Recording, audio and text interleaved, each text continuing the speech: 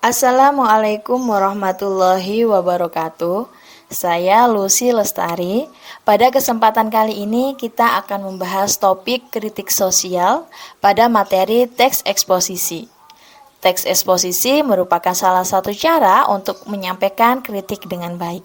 Jadi, mari belajar bersama. Sebelum kita mempelajari teks eksposisi, mari kita tonton video berikut ini.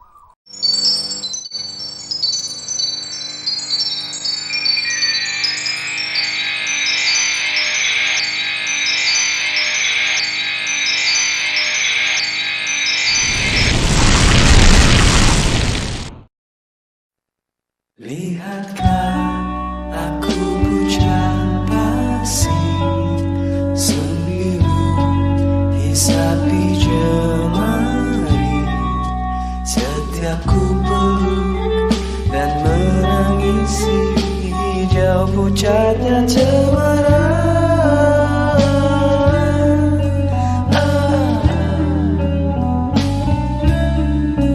Yang sedih aku dengarkan jantungku menyerah, terbelah di tanah yang merah, gelisah dan hanya suka bertanya pada musim kering.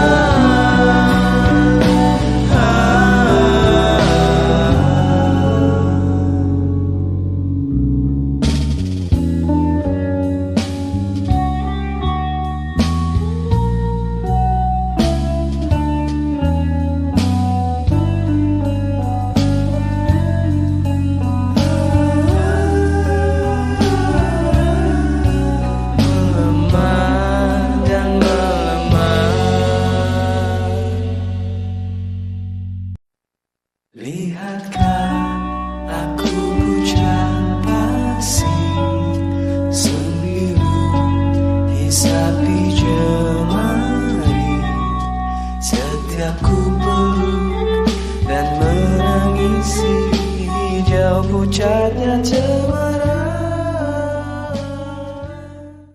Pada slide ini kita bisa melihat gambar beberapa bencana alam. Mari kita renungkan bersama. Apa yang kita rasakan saat menyaksikan video dan melihat beberapa gambar bencana alam tersebut? Lalu, apa tanggapan kita terhadap bencana alam yang terjadi di Indonesia? Setelah kita menyaksikan video dan melihat beberapa gambar bencana alam, tentu timbul pendapat dalam diri kita. Lalu, bagaimana cara menyampaikan pendapat dengan baik? Seperti pada penyampaian sebelumnya bahwa salah satu cara untuk menyampaikan pendapat adalah melalui teks eksposisi. Teks eksposisi merupakan suatu tulisan yang berisi fakta atau informasi berbentuk pengembangan paragraf yang berupaya untuk menerangkan suatu keadaan tertentu, sehingga orang yang membacanya mendapatkan pengetahuan dari apa yang diuraikan oleh penulis. Unsur-unsur teks eksposisi. Teks eksposisi memiliki gagasan seperti penilaian, komentar, dan saran dari penulis. Selain itu, teks eksposisi mengandung fakta yang sebenarnya, seperti informasi tentang waktu, tempat, dan peristiwa yang dapat dibuktikan kebenarannya.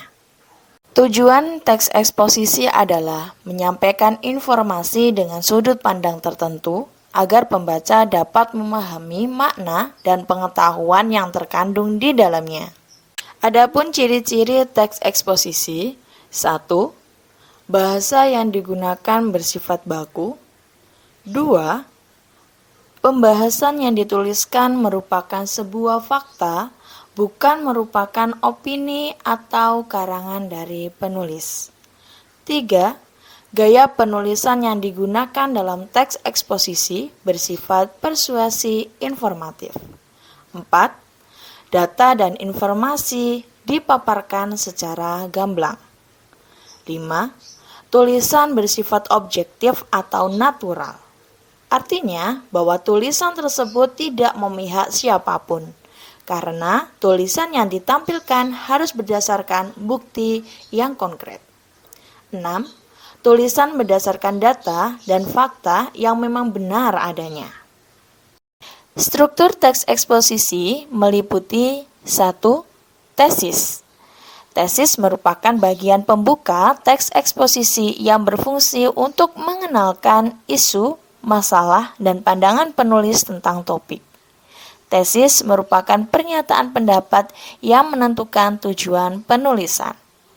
Yang kedua, argumentasi. Argumentasi merupakan bagian kedua dari teks eksposisi yang berisi pendapat, informasi, fakta, dan pernyataan ahli untuk mendukung tesis yang diperkenalkan sebelumnya. Yang ketiga, penegasan ulang pendapat.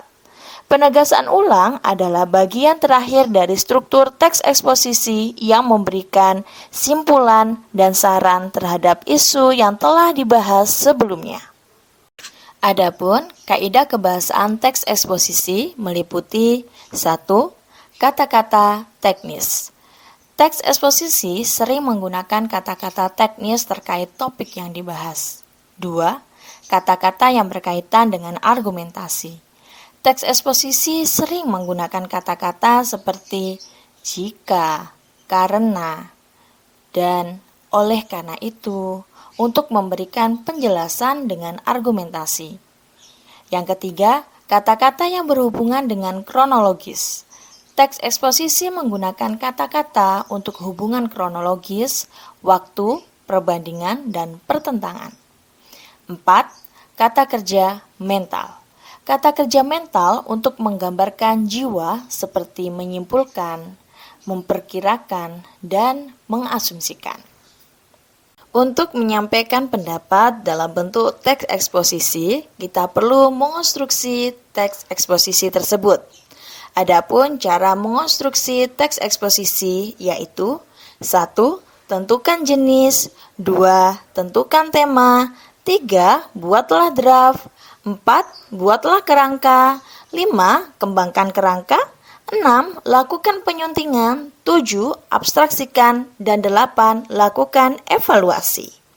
Materi teks eksposisi telah tersampaikan. Untuk mengetahui seberapa paham kalian terhadap materi tersebut, maka silakan pindahi barcode berikut ini.